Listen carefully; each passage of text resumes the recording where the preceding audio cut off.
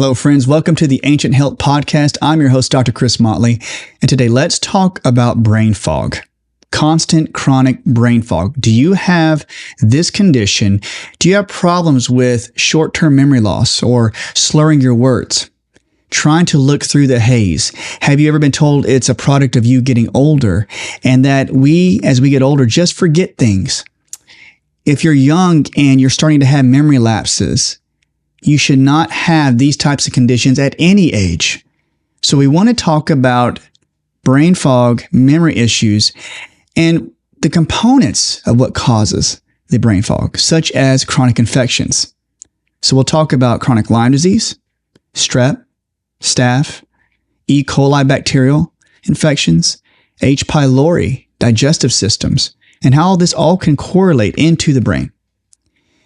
We also want to talk about the chemical components of the actual toxins that could make their way into your brain. And we'll name off a few simple ones, such as ammonia and even formic acid or aldehyde or acetaldehyde, and how the infections create this and it stays dormant or stays in the bloodstream, in the brain tissue, and how that can actually decrease mental activity. And what are the things that you and I could do to actually help decrease those toxicities and those infections to bring our neural activity back up to par? So we're going to discuss the herbs such as Malea supreme. We're going to talk about Japanese knotweed, cat's claw, the tinctures that my good friend Dr. Alan Lindsley creates, the LSF formulas 1 through 5 that are for the components of Lyme disease. And these are the actual herbs that I've seen work really well with my patients with brain fog, and they're not the only ones, but I want you to take note of those, that we can use herbs and other compounds such as glutamine and butyric acid, butyric, butyric acid, and how they can actually help drain many of the toxins out of the body. So today, let's first start off and talk about the actual components of brain fog. So brain fog is where you feel like you can't see clearly through your mind's eye. Now, when we talk about brain fog, have you ever been walking down the street or walking anywhere or in your car, and your brain is so cloudy that you almost feel like you're almost watching yourself from a distance? I don't know how to explain it very well, but when I had Lyme disease, I had such bad brain fog that I would literally feel like when I was walking on the sidewalk, it was almost like I was aloof and I was looking down at myself because I did not feel connected to my brain. I felt that I was looking at myself from a distance because I was not present in my body. And that is a neurological component of brain fog that actually keeps you from having the proper neurological functioning to keep your brain and your body in sync. It's a common thing in brain fog. So if you feel that way, or if you look at a distance or close and you feel like you can't have clear vision, but at certain times, you feel like, oh, my sight's a little bit better today. Have you ever had that? And I know if you go to the doctor, the eye doctor, they'll say, no, nothing's wrong with your eyes. You don't have any cataracts. You don't have any type of macular degeneration. But you're thinking, why in the world do I feel like I'm seeing haziness in front of my eyes, but the doctor is telling me that there's nothing wrong with my eyes and it's happening at fluctuating times. It's happening one day pretty heavily and the next day it doesn't. Well, there are explanations of how your brain can build up a lot of toxicities, and those toxins do not drain properly because we have what we call microinfections that can get into the brain. And if you have chronic brain fog and you have chronic infections, it will diminish the amounts of good fats, amino acids, the components that feed your brain, all the nutrients, they can be deteriorated and eaten up by chronic infections. And I want you guys not to just follow my word for it, but if you look at like good websites like ScienceDirect.com and good research studies, they'll tell you about how different types of infections through journals in medical research journals, how infections have gotten into the brain and they can actually diminish the neuronal activity. So when we talk about infections, they're breaking through the blood-brain barrier. we have a barrier in our arteries that are very, very succinct, very tight. They have a polaric bond, which means they have an electrical charge in the arteries of our brain that keep the infections out. When you have undigested food particles, if you have any type of infections roaming around, there is a very great barrier between your blood vessel that goes to the brain and the infection. So the infection should not be able to get through that web, that polaric electrical wall, to make its way into the into the bloodstream, to get up to your brain to cause infection. Now, the problem that we have today is the high inflammation patterns, chronic food issues, chronic infections. Chronic food sources of inflammatory effect are basically things with high fructose corn syrup, genetically modified foods, anything that's fake, that has fake fats, plastics in the actual food. If you have anything that is canned or put in a bag or it has preservatives in them, if you look at the label and you can't read the name of the ingredient because you never heard it before, those are the preservatives. Those types of food wreak havoc on your digestive system and cause leaky gut syndrome or digestive impairment. And what happens is you start to have the weakening of the lining of the stomach, but you also have the weakening of the lining to be able to keep the bad guys out of your bloodstream. Your gut lining is meant to have a mucosal layer that's so thick and so strong that the white blood cells in that mucosal layer are there to clean out the infections that are trying to make their way into your bloodstream. Your foods are broken down. The mucosal layer, the lining of the gut, then chooses certain nutrients to make their way through your gut lining and through the passages into the bloodstream, little doors. Your body's so smart and so actively looking for nutrients that it'll allow certain nutrients to go through if it meets the standard, if it meets the quota of the biology of the person. When the mucosal layer gets thinner and the inflammation gets higher, it actually changes the activity of the immune cells in the digestive tract. And this can actually widen the pores, the holes in the digestive tract, allowing food particles to go through those little holes into your bloodstream. It also allows the parasites and even the fungus and the yeast, bacteria like E. coli, H. pylori, to make their way through those holes as well and get to your bloodstream. They go through the bloodstream and they start to maneuver through the body, and they'll find areas that they like the best. They'll make their way into the joints because the joints have glucosamine, sugars, and amino acids, and they'll feed off that, and they'll start to eventually create arthritis. They'll make their way up to the neck. They'll find their way into the lymph nodes and use the lymph nodes, the own B lymphocytes, to actually crowd around the infections and wall off the infection in your lymph nodes where they sit and they stay dormant, where you get the lumpy lymph nodes. Your lymph nodes are trying to attack them, but they can trick your body into allowing them to survive. So you have a chronic lymph node issue where you have the lumps and the bumps all over the neck. They then can make their way up into the brain, into the sinus cavities. And your blood-brain barrier, the transfer of nutrients from your bloodstream over into the arteries of the blood-brain barrier, should be so strong that it wouldn't allow the infections to get there, or the undigested food particles. But the chronic inflammatory foods we eat has been shown to weaken the blood-brain barrier and injure the blood-brain barrier. So we have the digestive system being broken down and basically ruined from all the high fructose corn syrup, all the sugars, all the pesticides we eat, all the grains that are not healthy for our body, and all the straight digestive inflammatory agents that we see in everyday culture. And then as it gets to the brain, those little infections, they are going to an area that's already inflamed. Blood sugar rises. They've shown that neuronal glial cell activity has actually been injured and inflamed, causing more high inflammatory states of the brain when there's high amounts of sugar. Your brain wants sugar. It needs it to function. It also needs fats and proteins and amino acids, but it loves sugar. And so it goes into this area. And so they're finding that even the mucosal layer of the brain, there's a healthy mucosal layer in certain areas of the brain that protect the brain.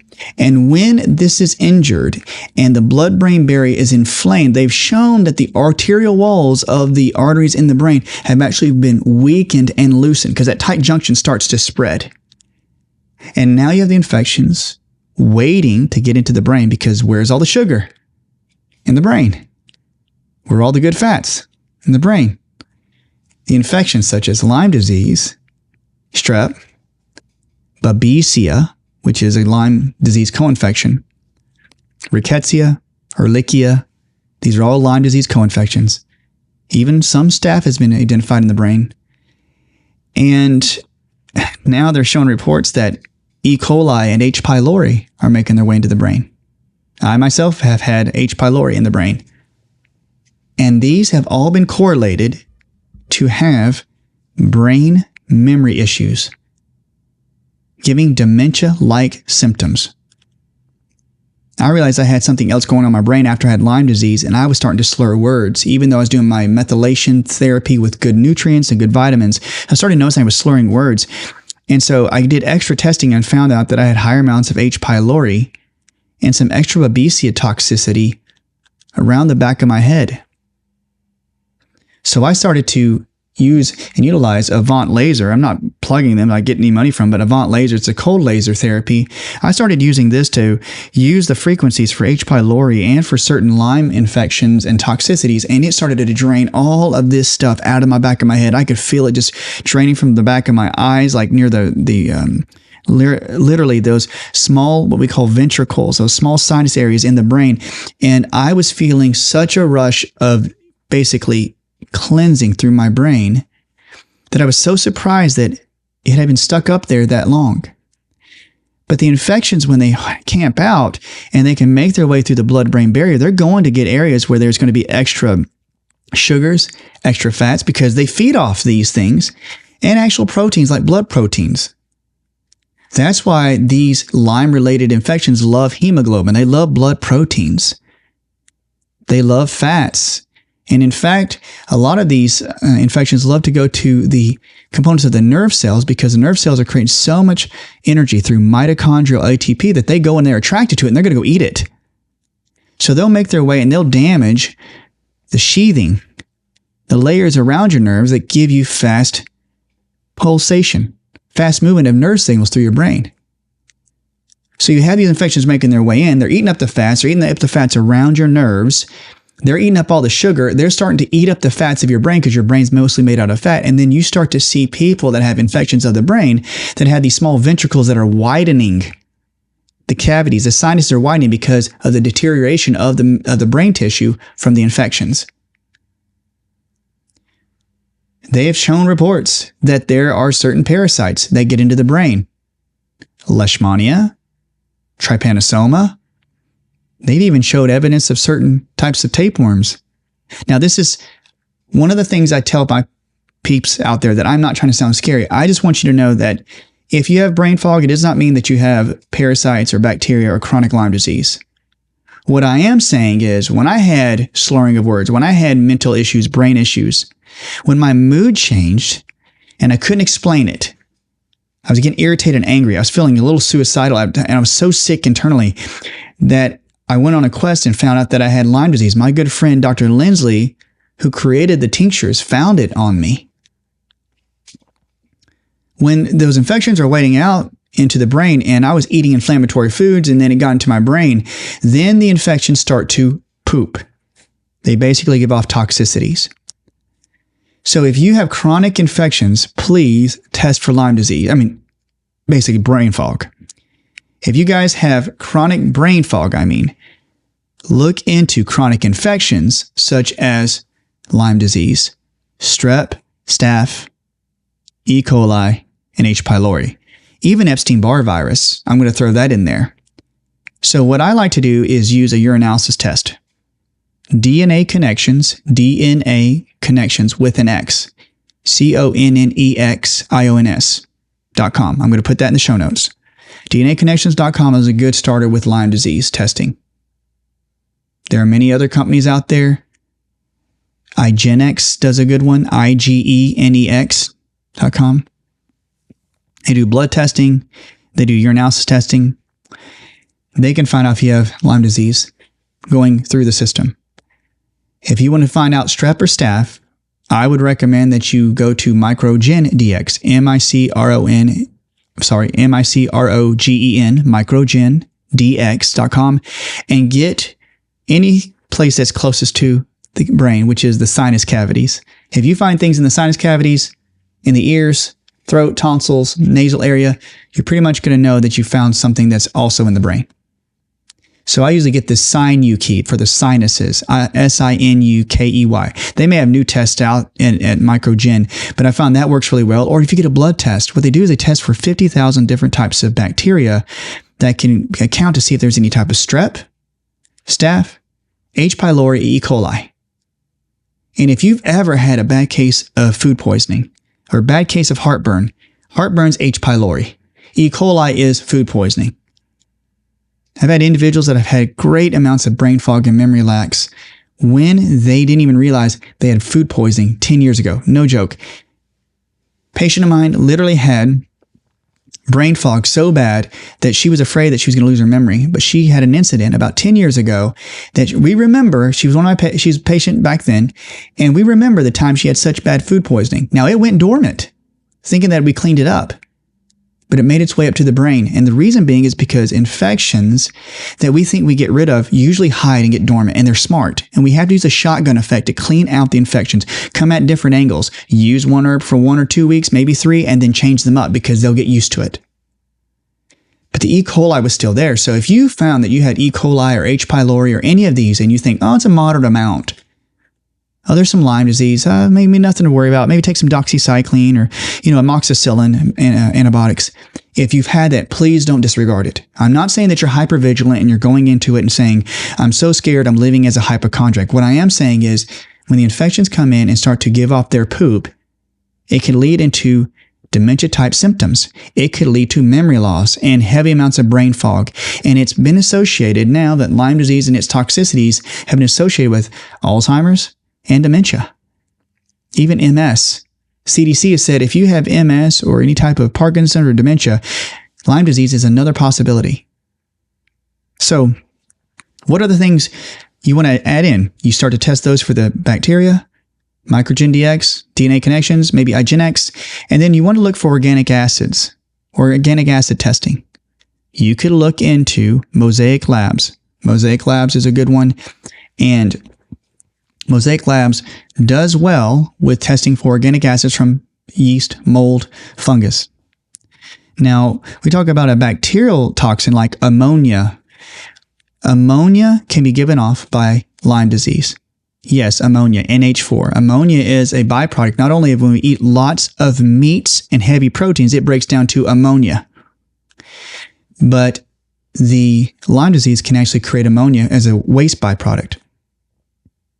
And so it's a little like sniffing ammonia. It's a neurotoxin.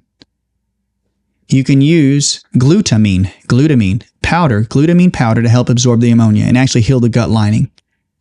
That's one aspect that you want to look into when you have neurotoxicity.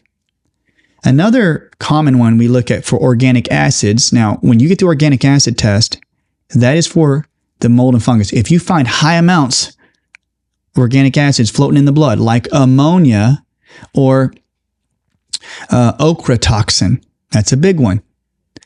Fusarium toxins. You need to work with a mold-literate doctor that can actually help you get rid of the mold and the toxicities. So when I find that with my patients, I use glutamine for ammonia, but I use binders. Now, there are many places out there that have good binders. I know that Cellcore, they have biotoxin binder. You can look into Cellcore, CELLCORE, biotoxin binder. You can also look into butyric acid, BUTYRIC acid. Now, those are some basic ones that you can use to help absorb aldehydes and ammonia and any organic acids. Now, when we talk about aldehydes, acetaldehyde and formaldehyde can be byproducts of the fungus and the yeast. They literally take ethanol, alcohol, out of your diet, or they'll take sugar and produce ethanol or alcohol, or they can also take the alcohol and other funguses can take that and make acetaldehyde. So people walk around feeling drunk in their brain and they feel all this fog as they walk through life because they have yeast that's creating such acetaldehyde and ethanol, literally alcohol in your body, and they can't get rid of it. So that's where you get non-fatty alcohol liver syndrome. So just follow along, guys. If you have a test that looks for organic acids and you have these things, look into the binders. Now, Cellcore has quite a bit of binders. They have Virad Chem binders for, different types of radiation and viral toxicities. And they use certain herbal components to actually help draw up the poisons and toxins. But if you work with a mold literate doctor or a Lyme literate doctor, these are just examples like what I want to give to you that would actually absorb the toxicities. One of the best that I think is out there is going to be humic and fulvic minerals. Humic and fulvic minerals are like Mother Earth Labs. I mean, even Cellcore has them, and there's a few other places out there, companies that use the fulvic and mineral components to actually draw in the poisons. Now, you can use a charcoal, such as a bamboo charcoal like Takasumi from Supreme Nutrition Products, or you can use any type of charcoal, but research binders that get rid of alcohol, ethanol, acetaldehyde, acetaldehyde. I hope I spelled that right. But when you look at those, there's other components. There's things such as reactive oxygen species, formic acid, indolic acids. Now, these are all the infection toxins. But if you find a good binder from the companies I just mentioned, you can start to draw the poisons out. Another good thing is to get basically an antioxidant. I love Olive Leaf Supreme. It's a great antioxidant. It's one of the best antioxidants, in my opinion, olive leaf. And I like to use those that have vitamin C, vitamin E, alpha lipoic acid, CoQ10. I love to use vitamin D. And I like to use magnesium and a multiple mineral like the humic and fulvic. Now, the reason I do it is because you have components in your cell walls. The cell walls has an electron transport system. And now this is all going to sound fancy, but what happens for you guys out there with brain fog, your cells have to transport electrons through these little portals, these little walls. And what they're doing, they're passing along electrons through the wall. And that energy that's being created through the passing of the electrons is basically, in a nutshell, creating energy within your cells. The components like the CoQ10, alpha lipoic acid, vitamin E, and vitamin C, they're needed to keep that electron transport system going. So if you have brain fog and you're not getting a steady diet of these components within your diet, your cells cannot create energy. So you can take all the binders in the world, but you're going to keep getting the brain fog if you don't give the components of your cells to make energy. I'm a big component of that. I'm a big proponent. So when we talk about anything to help with the electron transport system, that's going to give you energy to help get those toxins out of the cell. So other components, guys, listen to this. Look for any nutrient that helps with the electron transport system. Let's go over it again. CoQ10, alpha lipoic acid, vitamin C, vitamin E, vitamin D, and I always look for a good vitamin B complex that's methylated, especially vitamins B1, B2, B3, B6, and a B12 adenosylcobalamin. But look for a methylated B complex. Now, if you take these, you want to be able to flush the toxins out. And so now we have the options to kill off the infections, get rid of the toxicities and start to draw them out. And whenever I look into a patient's testing components, and I find that they've had all the toxicities in the brain, and I start them on different things to bring up energy and also to absorb the toxins, I will go in and use certain herbals that are my favorite. So I'm just going to name them off to you. Number one, we're going to use cat's claw. Cat's claw is a great anti-inflammatory. It's one of the top herbs that you use in Chinese medicine and in Lyme disease-related bacteria and parasite cleansing. Japanese knotweed is also used, but it's so good at cleansing out the mucus. It's good at killing off Epstein-Barr virus, and it's good at just flushing the mucus-type layers out of the system that can hold Lyme disease or any of its correlated infections. Now, I like cat's claw, Japanese knotweed.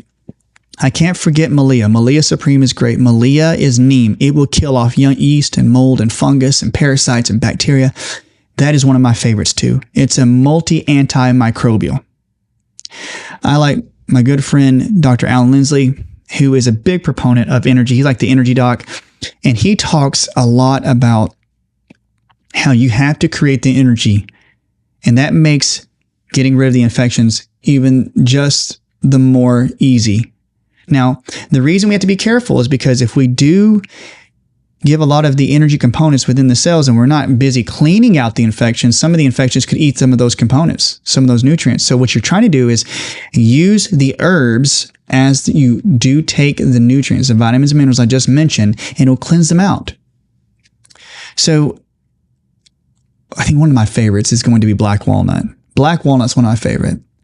Black walnut is one that kills off every single infection, but I have found when I test on patients that black walnut, for me, a dropper full in the morning and a dropper full at night, will clean up so much neurological infection, along with my Japanese knotweed and my cat's claw, that I start to flush and get more clear-headed.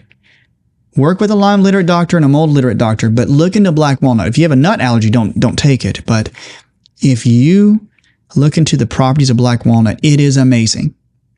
So I love black walnut, and Dr. Lindsley has formulas that I love. They're multi-herbal. It gives a shotgun effect to kill off infections such as Lyme, Babesia, Bartonella, Ehrlichia, Rickettsia, and parasites. Look into his products. Look at his website, Nature's Pharmacy, LLC.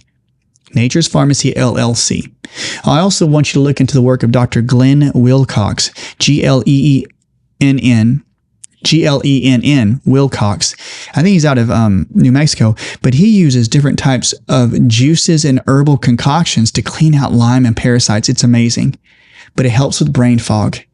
These are things you need to look into to help with the brain and start to utilize these herbal components to help start to flush the body. But don't just stop there. If you're learning more about these things, keep going further. Keep learning more, because you're going to learn more things that help keep the brain clean.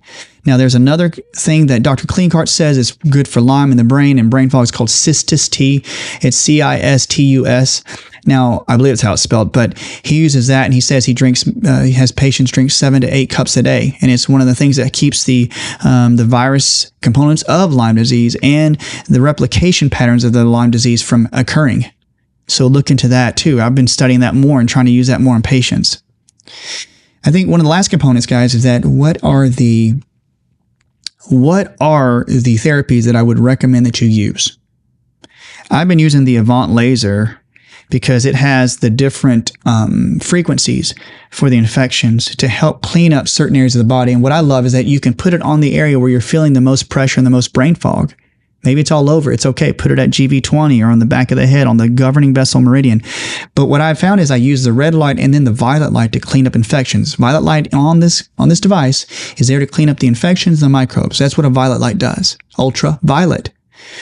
And then you have the red light that is good for the inflammation and the actual heat-producing effects of the infection. So you have a good double component.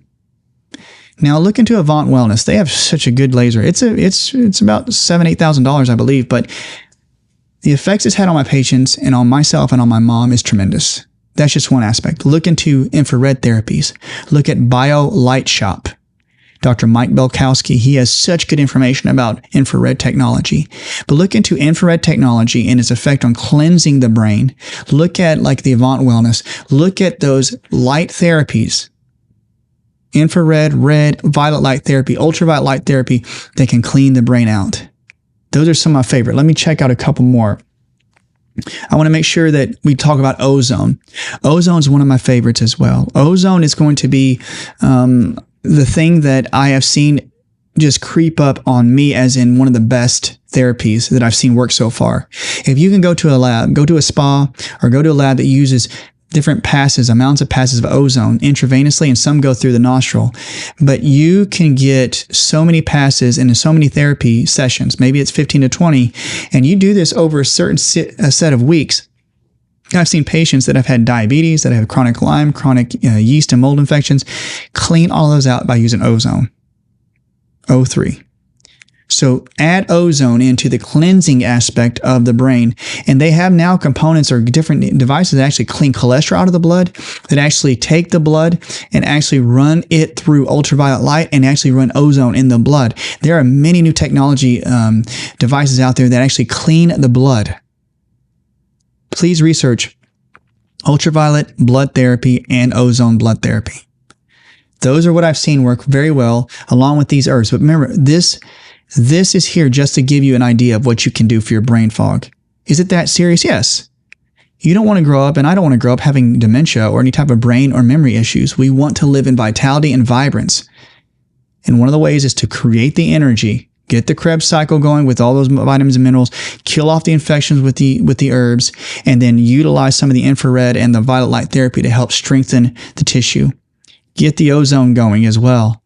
If you have any questions, guys, please send me some questions here in the comment section. If you like this kind of information, let me know. Add a like and subscribe if you like this kind of information. But we want to make it practical and simple and easy steps for you to follow to get more information so you can start healing.